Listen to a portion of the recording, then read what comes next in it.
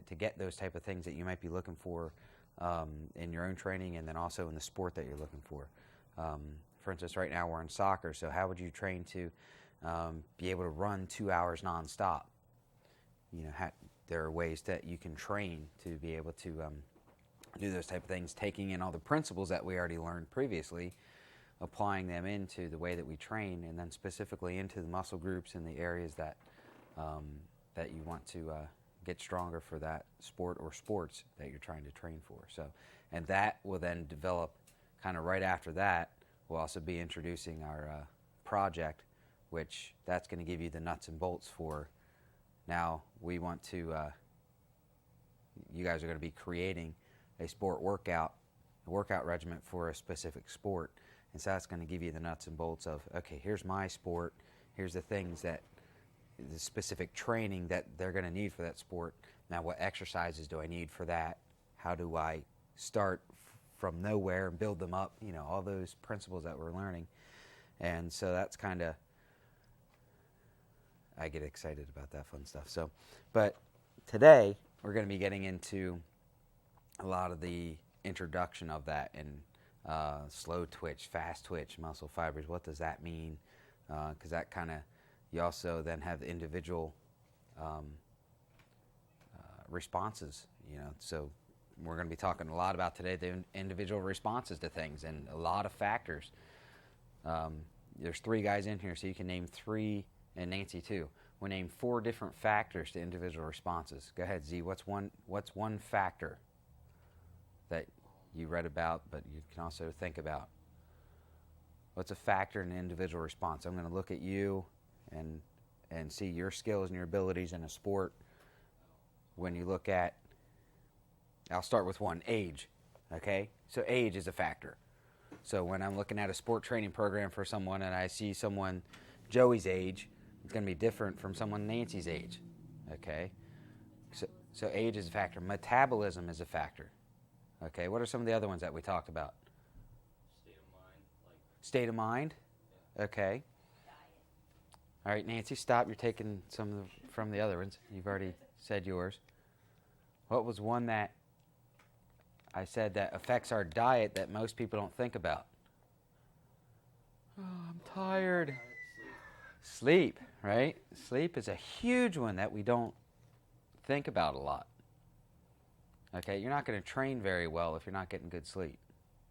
You're not eating well, or some people have different metabolisms. Some people have different disorders in their metabolism and things, and so that obviously that gets into genetics. So genetics is a factor. Age is a factor. Mental stability is a factor. So there's many, many, many factors that come in, and then we also have guys and girls. So then you also have the that factor, and all those different factors come in to training. And then you have injuries. Injury then becomes a factor. So you have all those things that come in, and as a coach, you're trying to do exercises, things for a team of 15, 20 people, also trying to keep in mind all the individuals on the team and training them for the specific positions that you need. You're going to train a goalie differently than you would a center forward in soccer. Okay? You're going to train a center on a basketball team different than you would a point guard because they have different skills. Their bodies are totally different. A center's, 6'5", 7 foot. Point guards nowadays might be 6'5", but, point guards, 5'8" to 6'4", that area, quicker, faster. Centers are normally bigger, stronger, a little slower. So their bodies are totally different, so you're going to train them totally different because they have 2 specific different responsibilities on the floor. Football, obviously. Some people say that punters and kickers aren't even athletes, but I refute that. They definitely are athletes. Anybody that can kick a ball and their foot end up, past their ear, that's where we talk about flexibility. They're up there with the gymnasts as being flexible. Have you ever watched any of the kickers kick? At one time, they slow-moed and paused because one of the best kickers, I think it might have been John Kitna of the Lions, after he kicked, his foot was beside his ear. And they paused it and showed that his foot was up here beside his ear. Now, talk about flexibility. And, that's what they do. They do that for a full-time job. And so they're good at what they do. And they have to work on flexibility. He wasn't able to do that just by kicking the ball 10 times. Okay, he worked. And he probably had resistance training machines specifically designed, and where trainers came in and they might have designed a machine just for him, just for kicking. And so that's where you talk about sport specific. So we're going to be getting into a lot of those things.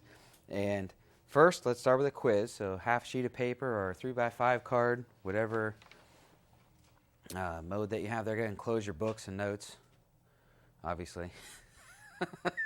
Right there. What page are you on?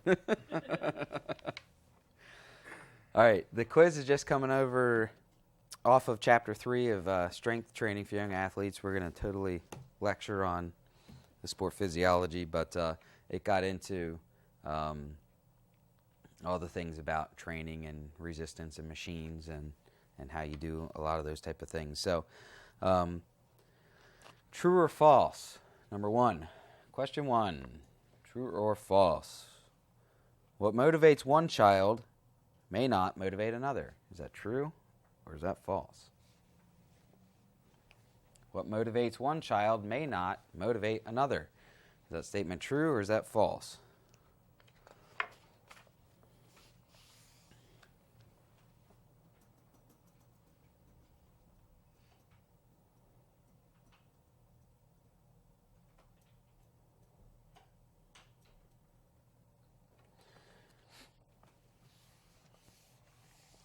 When setting goals and a competitive desire in training and working out,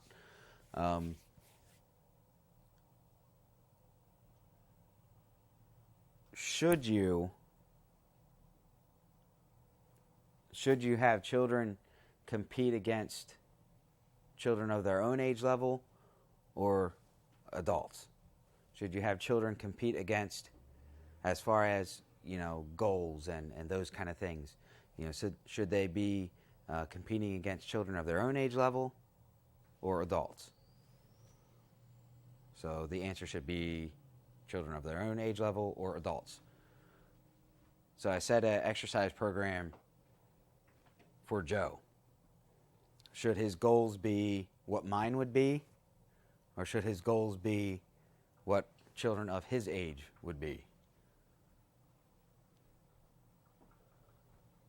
Well, at my ability right now, they might be mine, but anyway.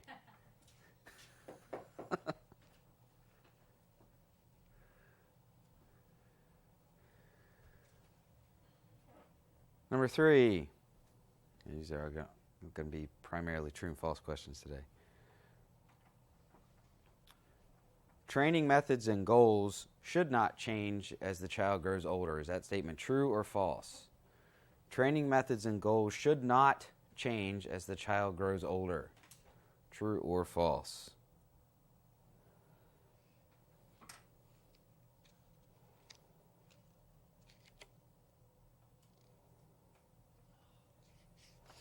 Okay, they also talked about some different administrative concerns in administering a workout program. Can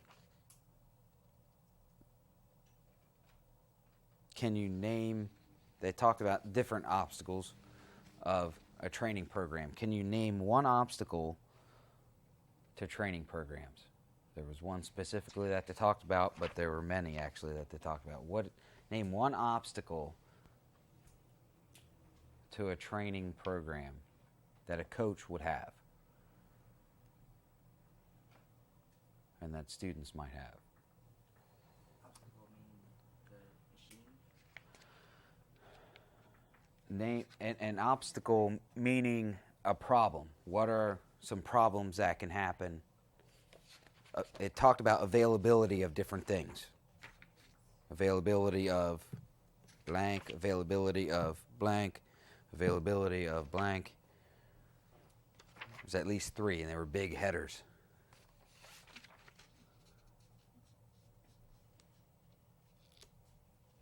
when I'm setting up a training program and I'm a coach of a team, what are obstacles or problems that you have to overcome in trying to get everyone to be able to do the workout that you want them to do?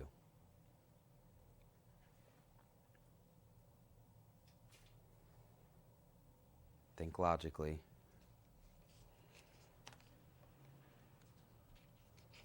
Okay, what number was that? 4?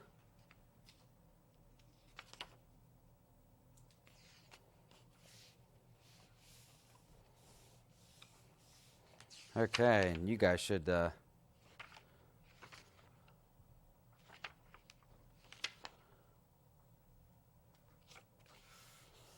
that number 4 or are we on number 4?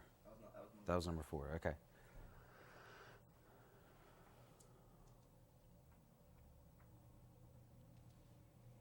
Is it important, yes or no, to keep a training log? Yes or no? Is it important to keep a training log? And while we're on that, what 3 things should always show up on a training log? Besides your name and date, those are normal. But what specific things did the book mention that need to be when you write down for a specific exercise that you did? What are the... What's that? The next question. No, I'm just tacking on. It's not a question. It's just a free answer. What are the 3 things that should always show up on a training log when you write down for that specific exercise? Exercise name, obviously, but then there's 3 other things. The amount of time you spent on it. Not necessarily the time, but it wants to know the number of Repetitions. reps, how much Sets. weight, and then how many sets. Okay? So always write that, and that's in addition to the name of the exercise, your name and date. So you want to know the number of sets, the repetitions, and how much weight or resistance, depending on if you're using rubber bands or some of those other type of things on the exercise. So that's good. Number 6.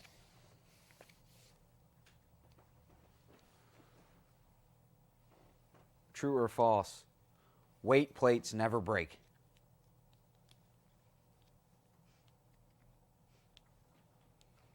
I'm going to do that one instead of did you read. If you get that one wrong, then.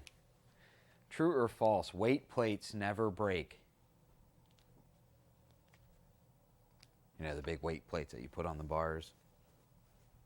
True or false? They never break. Is that statement true or is that statement false? Okay, we'll put something down. All right, turn your quizzes in. All right, on that last one, what is it? False. Oh, good job, Stephen. You guessed right. And a lot of times, because of they try to weld them back together, but because of the heavy granite content in it, it's hard to weld them, so they never may be able to be welded. Someone read. You know, Joey. Joey read his book. Good job. What also is going to change if they weld them together? It may not. The weight. It might get heavier. Weight's going to, well, depending. If it broke and some pieces cracked off, you might be able to replace it, depending. But, yeah, so it's definitely very, very, very important to train properly and to have proper protection on the floor, on yourself, and to make sure that you're doing exercises in proper form. It's so much more important to do things in proper form than it is to do a lot of weight or anything like that, because you're probably going to end up hurting yourself. Okay, so the first question was true. What motivates one child may not motivate another. And you definitely want to make sure that children are training and setting goals proper for their age group, and also for guys with goals for guys, girls with goals for girls, and also for the things that you're trying to do. You never want to set goals based upon someone else, Arnold Schwarzenegger or an adult or anything like, or Michael Jordan. Well, Michael Jordan does this workout or whatever. whoever the athlete is today that Beckham for soccer or whatever, but I wouldn't set goals for. Anyway, never mind. We'll let that one go.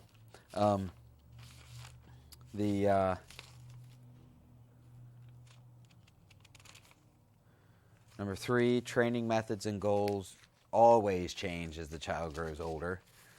So that number 3 would have been false the way I worded that. And okay. The different obstacles or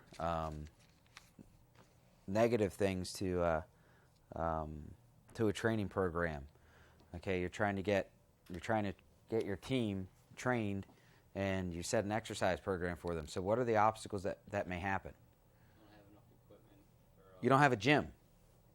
Okay, so now if you don't have a gym, then you either have to try to get memberships to a gym or then get the equipment in. So the availability of equipment is the number one, and that was the number one thing that they talked about. So the second one is availability of space. Not having enough space for all the athletes to be able to work out. And the third one, one of the major ones, is time. Not having the time. So you want to be careful of setting up an elaborate workout thing that's going to take 2 hours a day. How many of us have 2 hours a day to just work out or exercise? Most of us don't. So you have to remember the time as a part of it as well. So the availability of equipment, space, and time were the 3 things that I was looking for with that. You got to make sure that you have a certain kind of schedule, because a lot of most people that work out in gyms work out between 12 and at the afternoon after work. Mm-hmm. Well, that's why a lot of times for sports it'll be mandated that, hey, get to school an hour and a half early. That'll be our workout time. And a lot of sports type of teams have 5:30 a.m. workouts, so that they know all the kids are there. They're all getting the workout, and they're not just lying on. Did you work out yesterday? Yeah, sure. So that way a lot of workout programs are mandated that, or they have a log book, right? I've been in some gyms where there's some teenagers in there, and they got it signed by their trainer that they were with, because they had to take it back to their coach the next day to check off that they've been doing their exercises. And so there are other ways of doing that as well, and that's why with the log book it's very, very important, incredibly important to keep track of what you're doing with exercises, especially at a younger age too, so that you can see what's the major purpose of a log book in exercising. What are you trying to see? Your progression. Progression, your improvement or lack thereof. Hopefully improvement, but because you want to be able to keep track of things and be able to know if you can keep progressing to the next exercise, the next weight, those type of things. And also, we'll get into a little bit later, but also measuring of the improvement too. And there's ways to measure strength. There's ways to measure fat loss. Have you guys read about that yet, or is that a little bit later, where they do the little pinch method and all that stuff? So there are ways of measuring. Obviously, just getting on a scale and taking your weight, that's one thing, but it's not. Weight is a little, depending on your workout. Okay, if you're trying to lose weight, then yeah, measuring your weight would be one of the primary things of looking at. But if you're at your all's place, you're trying to build muscle and get stronger. So weight, you're actually probably going to gain weight, and at your age, gaining weight is good. So you can keep track of that a little bit and see that you're gaining weight, but you also want to make sure you're gaining it the right way and in the right places for what you're trying to do. And of course, weight plates break. So we also want to make sure that we're taking care of things and taking care of our equipment. If if you know anything about me, taking care of equipment is a very, very high priority. So, and at the end of that chapter also has some good things that they show for different exercises and things. You can have a little chart of evaluating yourself or having someone evaluate you while you're exercising, and that helps to be able to track improvement as well. The next chapter in this is actually a very important one, talking about individual strength training programs for children. So your reading for next time is very valuable reading. You should get a lot out of that. Okay. Let's talk about individual differences among athletes. Okay, probably one of the greatest things to remember in setting a training program is the individual differences that you have on your team of athletes. So the things that we want to consider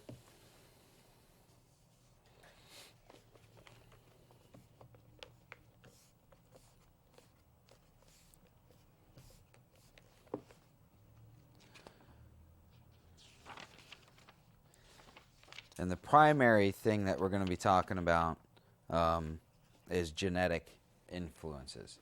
Okay, so what are ways that genetically can influence differences in us? What are some of the obvious physical characteristics that we look at? Okay, my parents are 5'8" and 5'3". Okay, is it possible for me to be taller than that? It's possible. Why? Why is that possible? Right. Just because my parents are certain heights doesn't mean that they aren't carrying genes in them from my uncle who was 6'3", or my grandfather or my grandmother. They're definitely carrying genes from their parents and their ancestors as well that could affect differently. But more than likely, I'm going to be about the same height as my dad, or more than likely, or the same muscle buildup. Or the same bone structure. And so height has definitely one to do with it. And then your muscle makeup is also another thing. And then the aerobic and anaerobic. Do I use oxygen well? Are my muscles made up that I'm more aerobic, which means I have more what type of fibers? You guys read about it. Slow twitch. Okay, slow twitch means you're able to use oxygen a whole lot better and go a longer period of time. Anaerobic, okay, means I'm quicker, I'm faster, but I'm doing things at a high rate of speed, so I'm not able to last as long. Okay, and anaerobic means I do well without a lot of oxygen. Your body, your muscles are able to do well without a lot of oxygen. And so that's anaerobic, and that also means I have more, what type of muscle fibers? Fast twitch muscle fibers, okay? And we'll get into the slow twitch and fast twitch in just a second. So genetic influences, physical characteristics and qualities that are genetically inherited strongly influence an individual's response to training. So physical characteristics and qualities that are genetically inherited strongly influence an individual's response to training. So that's very important to remember in our aspects. So aerobic fitness, speed, acceleration, and power are also shaped by genetic factors. Okay, there's some things that you just will not be able to do because of the genetic makeup of your body. And there's other things that you'll be able to do really well because of the genetic makeup of your body. So all of these elements of fitness and athletic performance can be improved substantially with training, but there are some that you just may not have just because that's the way that the Lord made you.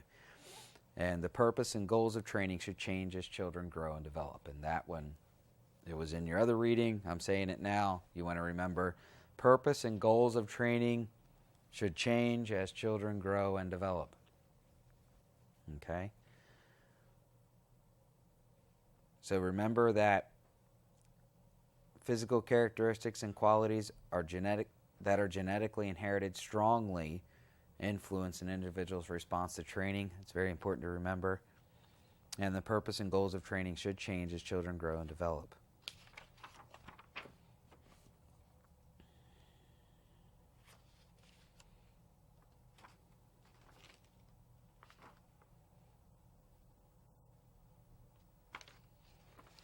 It's very important when you're working with training with little ones. You know, they talked about early childhood and late childhood and all those areas and things. What's the main purpose of training with young children? What should it be? What should be the goal of training with young children? Starts with F. Not really. Fun. It should be fun. Okay, because if your focus is anything other than fun, you're going to kill them and burn them out. Okay, yeah, you'll keep them fit by making it fun. Okay, go send the kids out to the playground for a half hour. Are they going to have fun? Yeah. Are they going to be pretty fit if they do that every day? Probably. Yeah. Okay, so the goals are going to, remember, goals are different as children grow. So goals when they're little, you just keep it fun. Just keep it fun. You might have some specific things that for certain children, they might need a little more of this or a little less of this, a little less chocolate cake and a little more, running around. And but it should be focused on fun. Keep it fun for them. And then in adolescence, when you're in your teenage years, your muscles are starting to develop and grow, so you can start doing some certain things. I don't recommend training with weights until your body is fully past that stage of adolescence and puberty, so that your body can handle things well. Because if you do too much when your body's still growing, your body doesn't even know what it has yet. And so if you're altering it with heavy weight and things like that, you can hurt yourself. You can hurt the growth of your muscles. You can hurt your growth plates. And so you definitely want to make sure that you're doing mostly resistance training during that time. And that's just toning what you have, and you're able to use what you have well, but it's not focused on altering the muscle development of your body. And so that's one of the main reasons why I don't encourage weight training until after your bodies are developed and ready to handle that physical load. So after your body's matured and during adolescence, that's when you start seeing the load of training start to increase. Okay, this athlete has some strength now. What are some other things that you're hitting while your body's changing and growing too that you want to be careful of? A lot of 12 and 13-year-olds deal with what? Clumsiness, and their hand-eye coordination is off because their body's changing. So you want to put 150 pounds on a bar and let them do that if their hand-eye coordination is off. They're barely able to walk right without knocking something over or tripping themselves, let alone putting a whole bunch of weight on them, right? So you want to make sure that their body's able to handle those things that they're doing. And so some of it's just common sense that apparently some people just ignore. But and then obviously the difference between male and female, you want to take that into consideration. We touched on that just a little bit, that people, boys and girls are going through, when they're going through adolescence, are going through changes, and you want to make sure that that's taken care of in the training program, so that you're caring for each individual as they're going through different changes in their lives. So the other thing that we're going to talk about, we talked about genetic influences. Now we're going to talk about diet and nutrition just a little bit. Proper nutrition and weight control is a vital part of fitness. So proper nutrition and weight control is a vital part of fitness. So these are, remember I asked earlier that we talked about the different variances of a training program. So genetic influences, nutrition, what we eat and drink, rest and sleep is the third area. So genetic influences is 1, diet and nutrition is 2, number 3 is rest and sleep. Growing athletes need lots of rest, some more than others. Remember, adolescents need more rest anyway. And now you're putting a training program onto them, they're going to need even more rest. Okay, not just 8-9 hours of sleep, they're going to need even more. Their bodies are already changing, needing a lot more sleep as it is, and then you're adding a training program onto them, they're going to need even more rest and sleep as their body is continuing to grow. The fourth area is the environment. Fourth area is environment. We didn't talk about that earlier, but would you train differently in Florida than you would in Denver, Colorado? Yeah. Okay. Altitudes. Altitudes is one, and then what's different in Colorado and Florida? Humidity is huge. Okay, so and some of those differences have been known to kill even very good athletes. And a lot of people train in Florida, and then they'll go into Denver and train. Why? Why do you want to train in Florida? What's that? You're ready to play there, but the body can adapt. So when you're in a very humid area, is there more or less oxygen?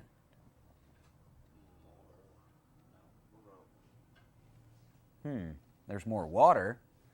Where? Less oxygen. In a very humid climate, there's less oxygen because you're breathing in water, and so, right?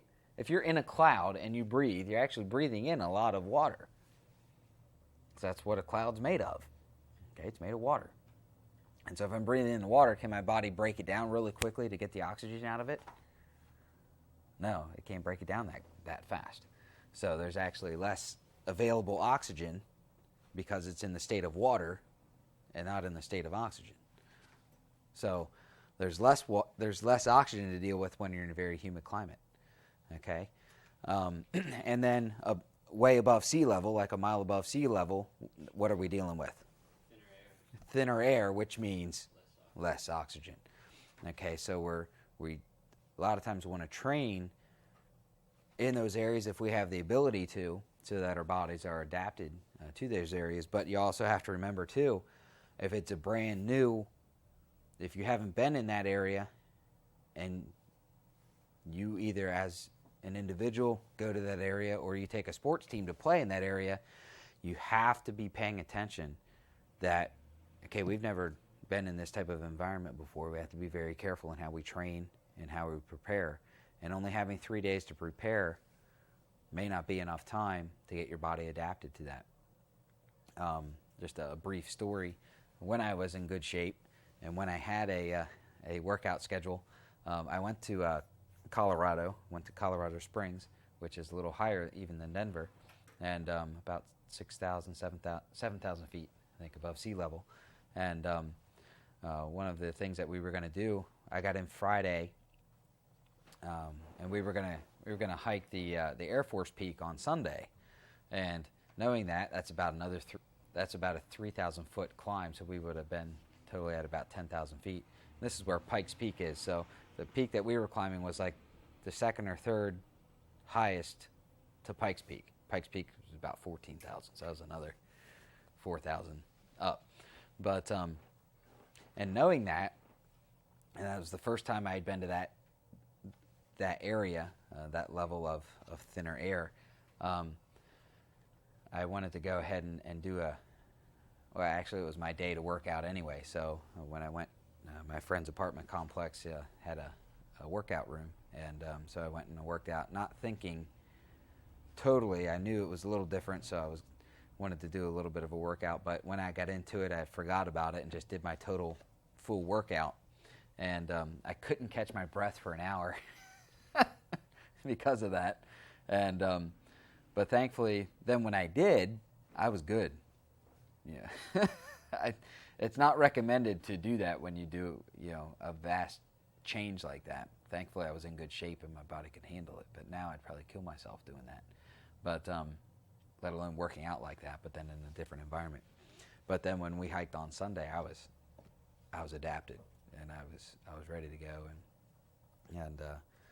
But that shows the difference, right? I did a full workout that I was used to doing back here, but in a totally different climate, and I was very concerned I couldn't catch my breath because there was less oxygen to work with. My body wasn't used to it. I did the same workout that I had done back here, so that wasn't any different, but the altitude was totally different and the oxygen level was different, and I couldn't catch my breath. And thankfully I was able to after a while, and I was okay. But those are some very important differences to remember in the environment. So be aware of temperature, humidity, and altitude as far as the environment goes. Temperature, humidity, and altitude. We talked about humidity and altitude, but it's different if you live in Alaska and then you're going to play a basketball tournament in Texas. Okay, even though gyms are, set at different levels, you have those differences are going to be huge. Okay, and then the last area, so we talked about genetic influences, diet, nutrition, rest and sleep, environment, and then illness or injury. So that's the final area that we're going to talk about that affect the individual differences among athletes, illness or injury. And actually some of the flu strain that's going around right now. The biggest enemies of young athletes in endurance sports are upper respiratory problems, including viral and bacterial infections, allergies, and asthma. The biggest enemies of young athletes in endurance sports are upper respiratory problems, including viral and bacterial infections, allergies, and asthma. Okay? So that is the largest enemy in young athletes, are upper respiratory colds, sicknesses, illnesses, and then your asthma and allergies as well. Okay? Allergies have the effect of making athletes tired, which in turn increases the difficulty of practices or competition. So now you have three factors. Their body's changing, we're adding training and workout to them, and now they have allergies or asthma on top of it. Okay, so add all those factors onto an athlete, and you have to know what's going on with those athletes to help them to prepare to make sure they're getting enough sleep and rest. And then you deal with athletes on medication, so that changes possibly how you train and how they compete as well. So very important to remember all those things.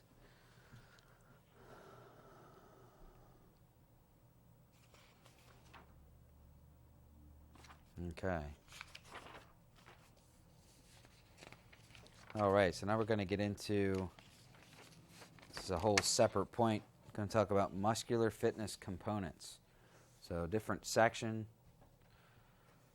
muscular fitness components.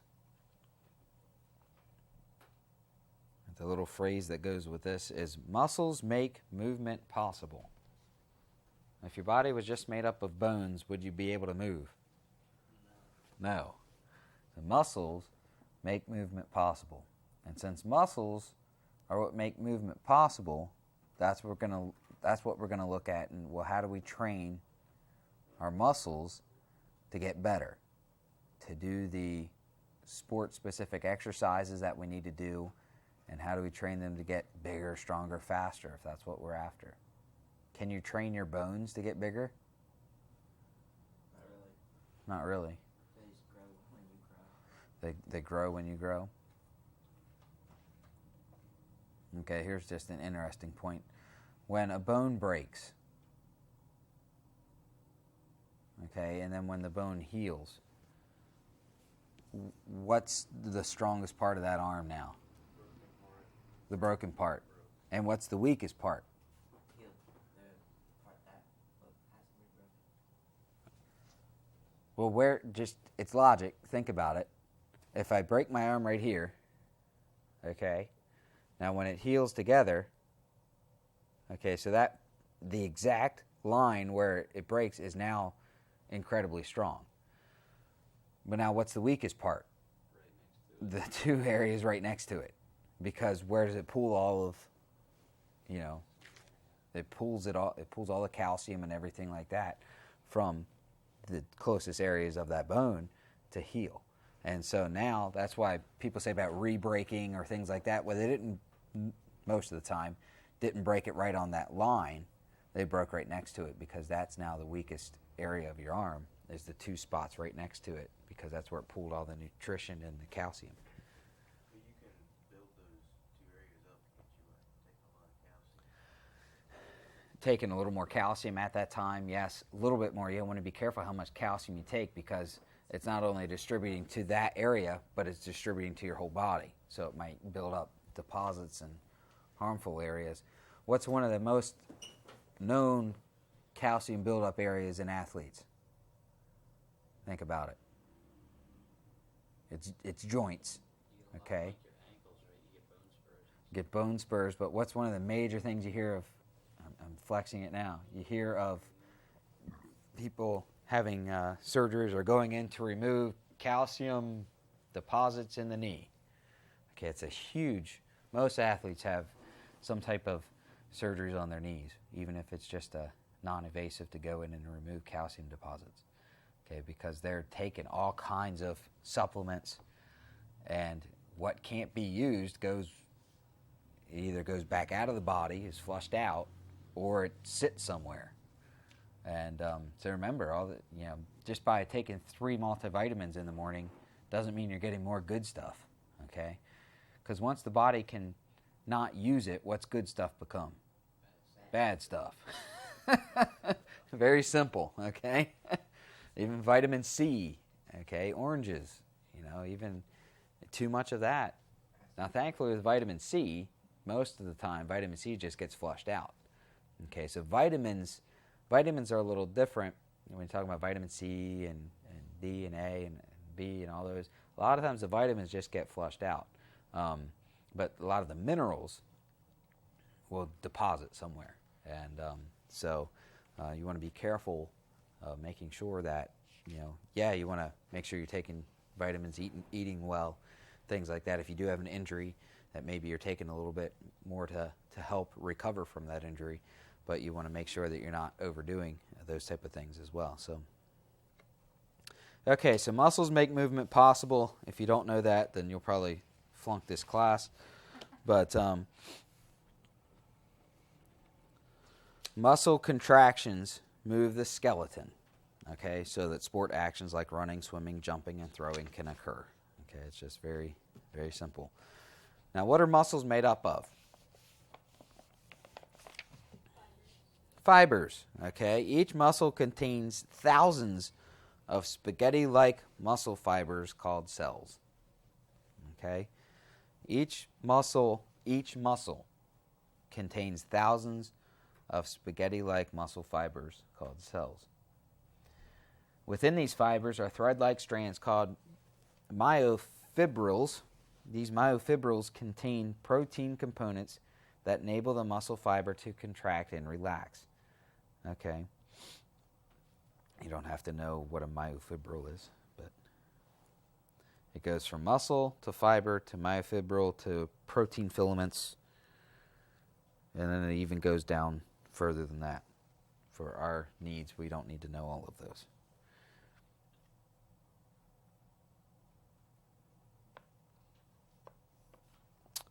Okay, the two most distinguishable muscle fibers are slow twitch and fast twitch. Okay, a fast twitch fibers are fast contracting, but are also quick to fatigue. Okay, fast twitch fibers are fast contracting,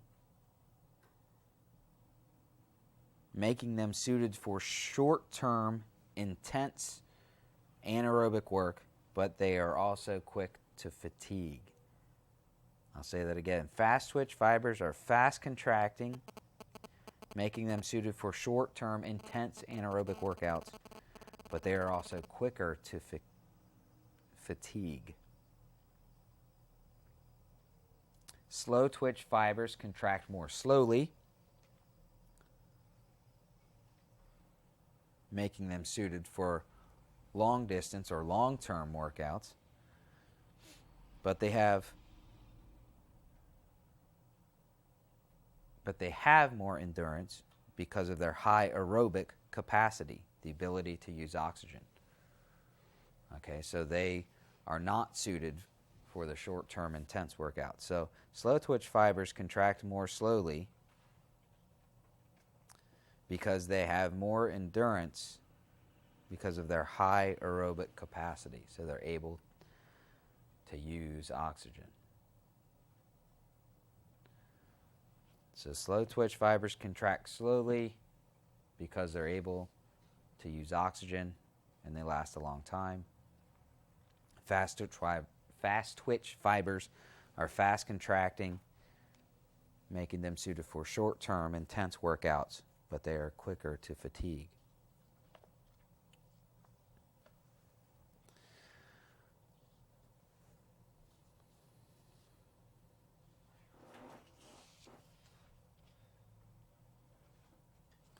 Now, every person has a mix of fast twitch and slow twitch muscle fibers, okay?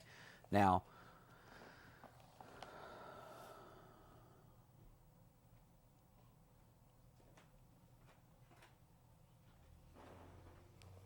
you're born with what you have, okay? So this is definitely a genetic thing, okay? So you're born with the percentage of slow twitch and fast twitch muscle fibers, whether it's 40-60, 50-50, 80-20. You're born with what you have. But, and this is important to remember, training can influence fiber size. We can't influence the number that we have, but we can influence how large that muscle is. So training can influence the fiber size. It can't influence how many muscles we have or how many slow twitch to fast twitch muscle fibers that we have, but it can influence the size of those. Okay, for instance, research indicates that elite distance athletes have up to 80% of their muscles composed of slow twitch fibers. So the elite distance runners, the marathon runners, okay, or the swimmers, the long distance swimmers, or maybe some of the soccer players. Elite athletes, 80% of their muscles are composed of slow twitch muscle fibers, and the endurance things, whereas sprinters and high jumpers have a higher proportion of fast twitch muscle fibers. And you're born with what you have. And that's why when you look at athletes, for instance, with soccer, I look at the different people that we have at soccer and try to figure out, well, what position is best for them because of their body makeup and the abilities that they have. Because some people are slower, but they're stronger. So that's key ingredient for a fullback or defender. And some might be a little smaller, but they're super fast. Well, that's probably going to be your forward or your front line, and because you need people with strength, with a good strong leg to get that ball out on defense.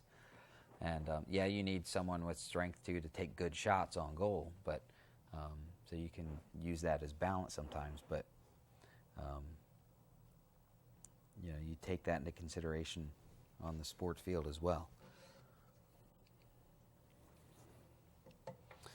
Okay, now we're going to introduce the 7 components of muscular fitness, and then next week we're going to talk about how do we train to make those areas better. Okay, so next time we're going to talk about the training for the components of muscular fitness, but right now we're going to introduce each of them. And so there are 7 components of muscular fitness. Can you guys name them without looking? I talked about some of them earlier. What are the 7 components of muscular fitness? Speed. There's one. What's that? Power. Speed, power, agility.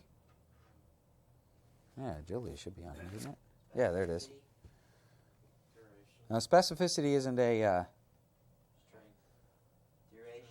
Okay, hold on. We said Speed. speed, power, agility. You said endurance. Or at least that's what you were meaning.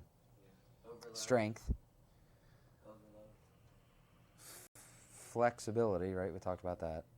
And then what's the last one that we haven't mentioned? It's not overload. Balance. Very good. Balance. Okay, so those are the 7. All right, so let's start with strength.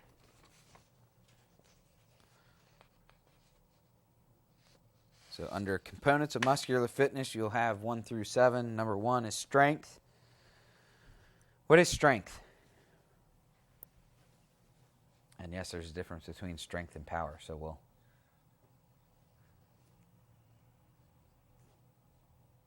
what is strength? What does being strong mean? Okay. Strength is the maximum force that can be exerted in a single effort. Okay? That's my actual definition is strength is the maximum force that can be exerted in a single effort. Okay, so when you're looking to see how strong you are, what are the exercises that, the powerlifting, you're just doing one squat with as much weight as you can do it. Or you're doing 1 rep on the bench to see how much, it's called reaching your max, reaching your maximum. Well, that's where you're trying to find how strong am I. Okay, that's where you're trying to, your maximum performance. So strength is the maximum force that can be exerted in a single effort. The strength of a muscle is related to its cross-sectional area or girth. Okay, very simply, the larger the muscle, the stronger it is. Okay, so the larger the muscle, the stronger it is. Now, just because someone's huge doesn't mean that that person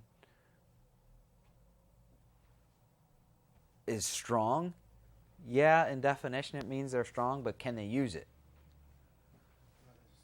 Not necessarily. Okay, in certain ways that you can use it. Okay.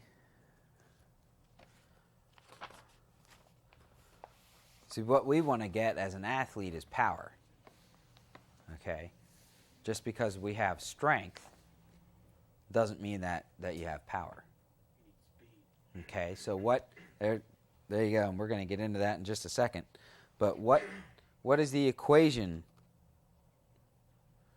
Well, hold on, we got to do endurance first before we get there. All right, hold on. So to get strength, we need to train, right? So strength training is going to increase the proteins of the muscle, okay?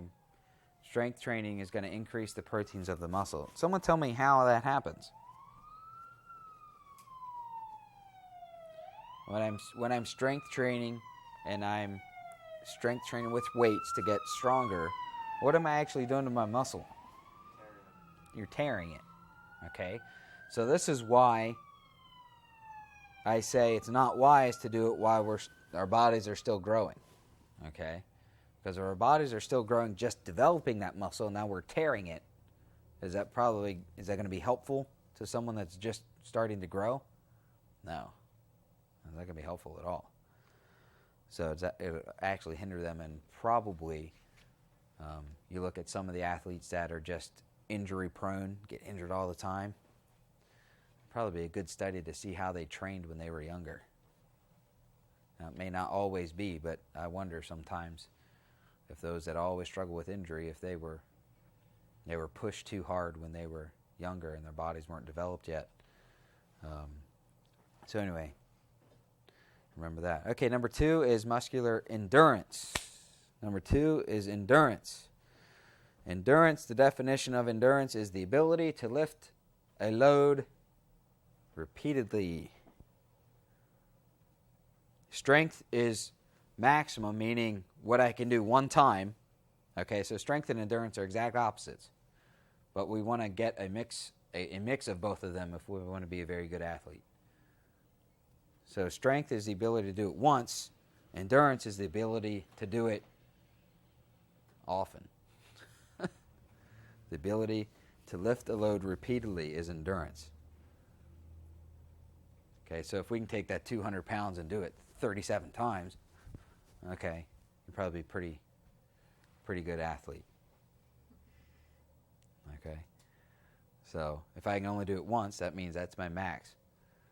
Okay, but if I can do it 37 times, that means you're combining that strength with the endurance. Okay, so that's the goal of training, is to be able to, that's how you know you're getting stronger, is if I'm able to do a heavier load more times than just one. Then I'm getting stronger because I'm able to use it for a longer period of time.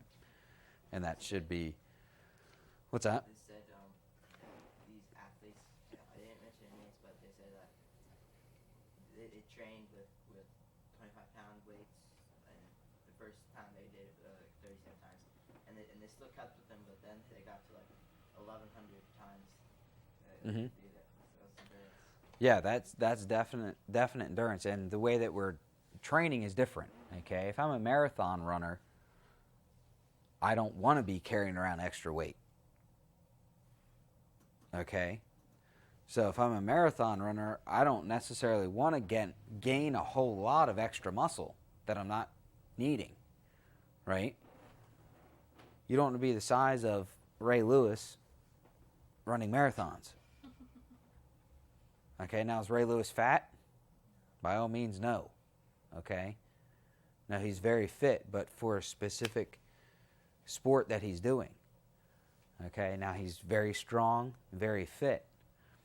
But would he be a good marathon runner? No. He'd die after a mile. Well, he's a good athlete. He'll be able to run a couple miles, but not at that speed that they do.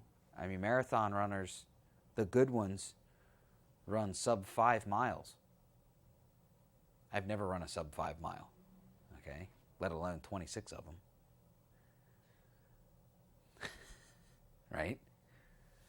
A marathon's 26.2 miles, and the good ones are running them around 5 minutes. That's nuts. Isn't that crazy? They are sprinting. Okay, so if they're sprinting like that for 26 miles, do they want extra muscle on them? No, but they want to take what they have, and that's what Joe was saying. The exercises and things that they're doing less weight, but they're doing it multiple hundreds and thousands of times, so that their body is able to do that weight many times. Is it possible for a sprinter to run 26 miles in 5 minutes? Is that possible? No, I'm not saying, I was saying 5 minutes per mile. 5 minutes per mile. No, that's physically impossible. I don't know. Jets, I don't know. They reach that, I think, but it's yeah.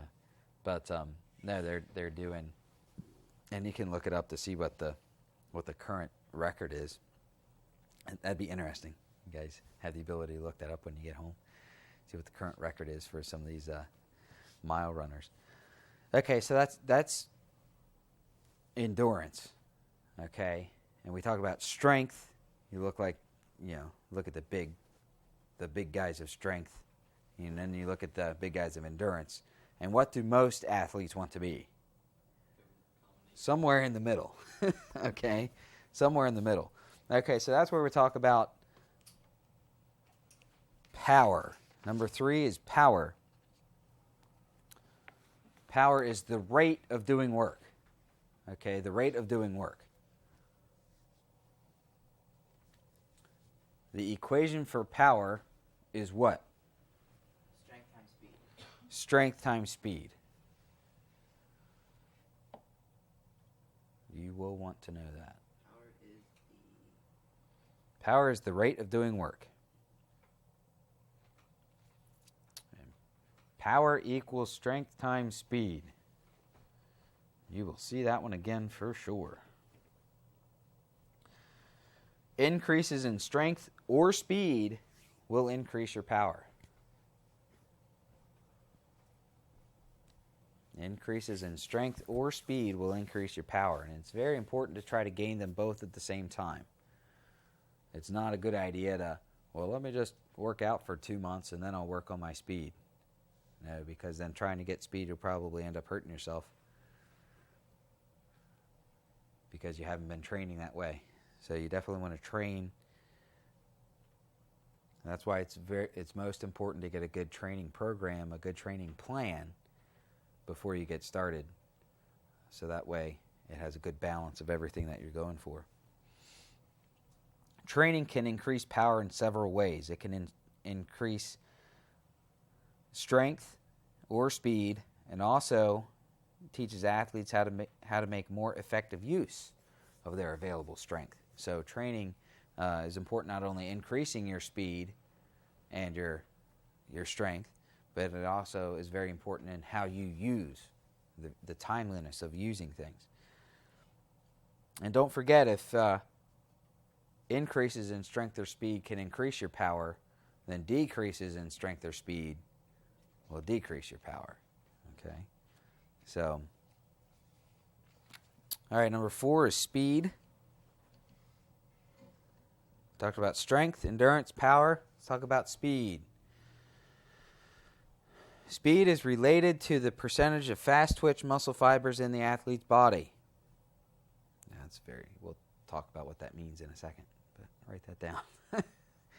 Speed is related to the percentage of fast twitch muscle fibers in the athlete's body. So that's why some of us will never be as fast as others. Now we can get better, we can train, but if others that have more fast twitch muscle fibers are training at the same rate, they're going to be faster. That's just the way it is. Speed is related to the percentage of fast twitch muscle fibers in the athlete's body.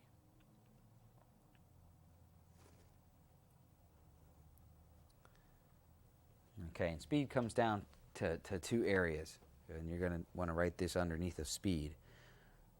We have reaction time and then movement time. Okay, reaction time. What do you think reaction time means? How fast your body can react to like a fast jump or goalie. Okay, so reaction time, and write this down, begins from the time of the stimulus to the beginning of the movement. Okay?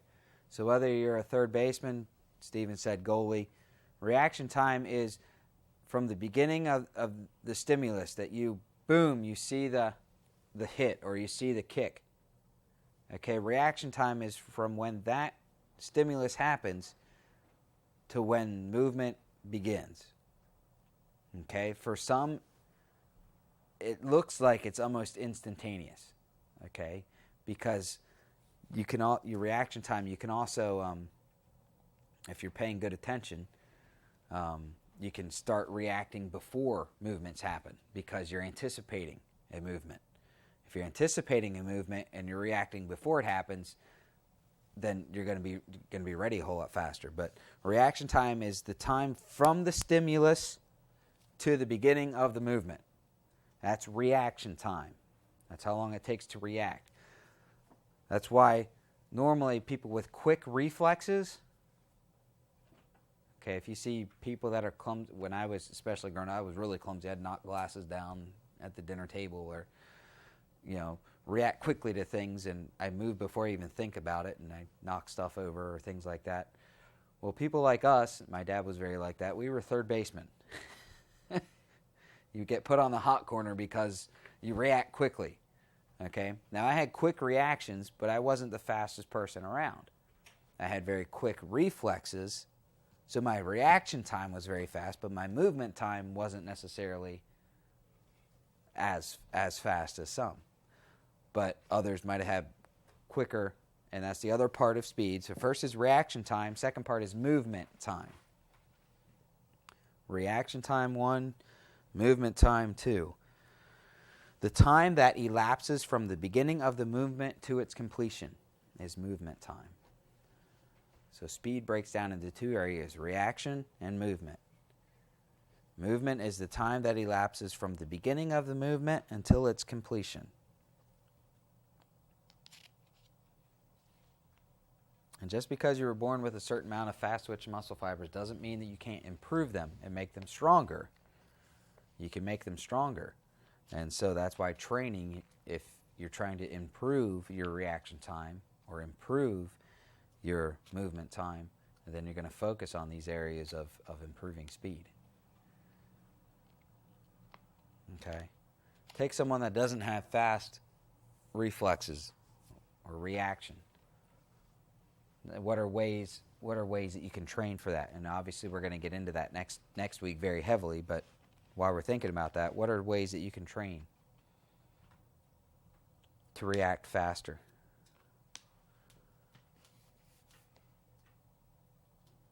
Okay, I've watched a movie, I think it was about the 84 Olympic hockey team, and the goalie was a little slow in his reactions. They used tennis balls in multiple different ways. Okay, down the hallway. One was they had him about 3 feet from the wall, and the coach was standing behind him, so he couldn't see where the ball was coming from, and he threw it over his shoulder, and it would bounce, and he had to catch it. So that was a way of training of get ready, and he didn't see it being thrown, so he didn't know where it was going, but once he saw it bounce, he had to try to grab it. Or then he would stand just next to it and throw the ball, and then he had one in each hand throwing off the wall and catching them and then keep throwing. Other ways, I took a soccer ball and even baseballs down in our basement steps. We had cement basement steps. And I would take a baseball and wind up and throw it as hard as I could. That thing would come off. I hurt myself sometimes, but that thing would come off in many different directions. Sometimes it would hit and just come right back at me. Sometimes it'd pop up. Sometimes it'd go down. I'd take a soccer ball in there and do the same thing. And it would come in different areas and different things, and you do that to try to make your reaction time faster. Yo-yo. Doing a yo-yo is a good way of reacting to things happening. Doing bouncy balls, tennis balls, some of those different type of things. They actually have now specific training devices called reaction balls that have, it's about the same size of a baseball, but it has other little knots on it, so it takes weird hops and weird bounces. And you can toss it either straight down or toss it against the wall, and it's going to take weird bounces and hops on you to make you react to those different types of movement. What were you going to say, Z? No? Just adding on to that? Okay, so those are a lot of ways, and that's the specific stuff we're going to talk about next class. So we're going to should get into some good, fun, interesting conversations. Number 5, flexibility, which is probably one of the areas that is often overlooked in some of the more power type of sports. Okay. People think, oh, gymnasts aren't strong. You ever watch the male gymnasts? Those guys are phenomenally strong. Probably the strongest sport you can ever play. Yeah. Yeah. So. Yeah, and then your shoulders pop out of joint 5 times while you're in the process of doing those rings. That's what they go through. They've adapted to their body being able to go in directions where it's actually unnatural, and still they're able to have that type of strength. Yeah, I mean, just to hold your weight like this is, most of us can't do it. Let alone to start like this and then just pull yourself up.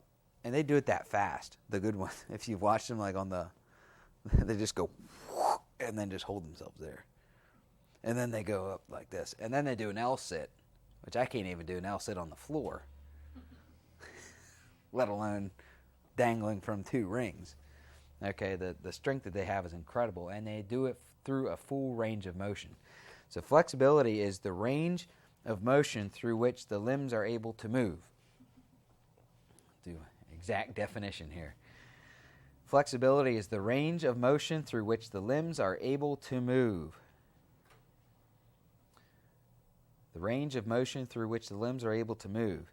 Now, the natural range of motion of each joint in the body depends on the design of the tendons, the ligaments, connective tissue, and muscles. Improving flexibility, like the development of other fitness qualities, is a slow process. Okay, if you go too fast, what happens? You hurt yourself, okay? Injuries happen. Stiffness and soreness are often a signal of a need for more flexibility exercises. Okay, so stiffness and soreness in an athlete are often a signal that they need more flexibility exercises. So you definitely want to improve flexibility slowly. Okay. Okay, number 6, balance.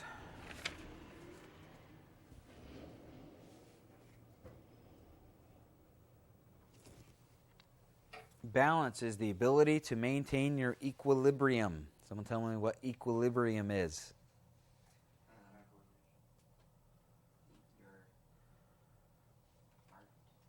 Equilibrium. No, it's not your heart. Balance. Well, equilibrium is balance, but it's the equal. Split your body right in half. Okay. Equal. Equal means two sides, the exact middle. Okay, so equilibrium is your exact middle, is basically what it means. So the ability to maintain an equilibrium is the ability to maintain an equal balance of two sides of your body to a direct point. Okay, so balance is the ability to maintain equilibrium. And there's two types of balance, just like we talk about stretching. What are the two types of stretching that I always say? Static and ballistic. Okay, the other name of ballistic that we're going to talk about as far as referring to balance is dynamic. Okay, static balance. What do you think static balance is? The ability to maintain your equilibrium in what type of position? Static. Stationary. The ability to maintain equilibrium in a stationary position is static balance. Static balance, the ability to maintain equilibrium in a stationary position. So that's static. So what do you think dynamic balance is? The ability to maintain your equilibrium during... Well, static balance is stationary. What do you think dynamic balance would be? Moving, okay? The ability to maintain equilibrium during vigorous movements. That's dynamic balance.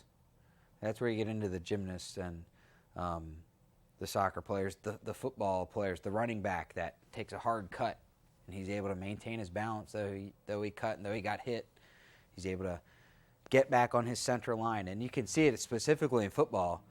You see someone that gets hit and boom, they're going down like this and then they quickly, boom, come right back up on their feet and maintain that center line and get themselves back on balance. So that's dynamic balance, is the ability to maintain equilibrium during vigorous movements. Okay, so that's you have balance while you're standing still and balance while you're moving. How hard do you think balance is while you're just starting to grow as an adolescent? Okay, very hard. So you want to remember that and take that into consideration. You don't want them doing a lot of heavy weights or things like that in a balanced type of exercise because they're going to hurt themselves. Okay, you're already going to hurt yourself. Whether it's doing a aerobic workout with an exercise ball or something like that. You don't do that stuff with heavy weights because the purpose of those type of things is to increase your balance. Okay, and there's a lot of areas that you can try to increase your balance. One is a trampoline, which I think trampolines are. I don't know if God allowed the invention of trampolines or if that was a work of the devil. I don't know, but Trampolines are evil, man. They have a good purpose if you're training properly with them, but they can be very, very harmful as well. But and we'll talk. Yeah, I'm looking right at Steven as I say that. And we'll talk about more type of training for balance next week, next class. All right. So the 7th component of muscular fitness is agility. What do you think agility is? Agility now combines everything that we just talked about. So agility is the ability to change speed and direction with precision without a loss of balance, and it depends upon your strength, endurance, speed, balance, and skill in that sport. So agility basically is the combination of everything else. Agility is the ability to change speed and direction with precision, is basically what it is. The ability to change speed and direction with precision without a loss of balance, and it depends upon speed, strength, endurance, balance, and skill. So, the ability to change speed and direction without a loss of balance. That is agility. So do you think you can be very agile if you don't have a lot of speed? Or strength? Or endurance? Or balance? No. Increasing in any of those areas is going to increase your agility. Just like increasing in strength or speed will increase your power.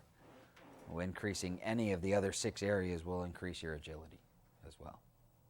So, another story about that, when a couple years ago now, 2003, about 6 years ago, I was doing a kickboxing class one winter to stay in shape, and I was going to be playing softball in the spring, and I was trying to get a good workout during the winter, and so I was doing a kickboxing class. It was free at the gym that I was going to, so I had to give it a shot. Never done anything like that, and so of course with that you're doing all kinds of quick movements and things with your feet and your upper body, and lots of kicking and movement with your legs and feet, and fast type of things that I hadn't done in a while.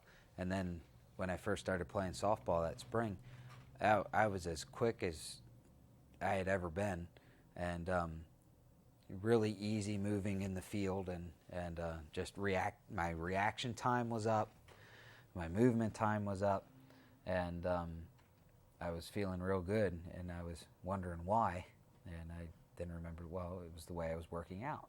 It was the training that I was going through the kickboxing was giving me a lot more agility. I was a lot more agile than I had been the year before because of the type of training that I was doing. And it wasn't intentional. I was just trying to stay in shape over the winter. And but those type of things, increasing any of those other specific areas is going to make you more agile as well. So, and as I've stated a couple times, next time we're going to talk very specifically about how to train muscular fitness training in the areas that we just talked about. So, and that's the primary thing that we want to get into and talk about. And so it's going to be going over heavily Chapter 4 that you guys just spent a lot of time reading. And it might be good, actually, for you to, if you have time, to read over that one again. If you have time. So for next time, and don't forget, I think you have 3 full weeks to our next class. So the last 2 have been every other week. Now you're going to have 3 full weeks. So don't forget that, and don't let that catch up on you, because you have chapters 4 and 5 to read in this one. So you're going to be reading chapters 4 and 5 in this, and then chapters 5 and 6 in this one. So you have 3 weeks to do it, and you'll be prepared to have a quiz over that book. And then we're going to talk specifically about strength training, how to train in the areas that we had just talked about. That's November 13th, and then December 11th is your midterm. So, and that's going to be